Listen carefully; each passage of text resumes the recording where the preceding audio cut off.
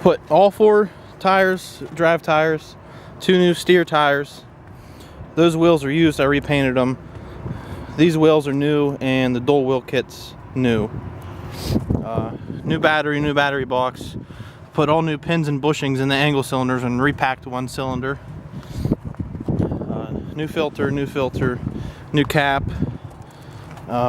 Put new pins and bushings in the steer. They were locked up when I got it. New short block. That's all new bottom end, new pistons. 2 new heads, 2 new valve covers. New fuel pump.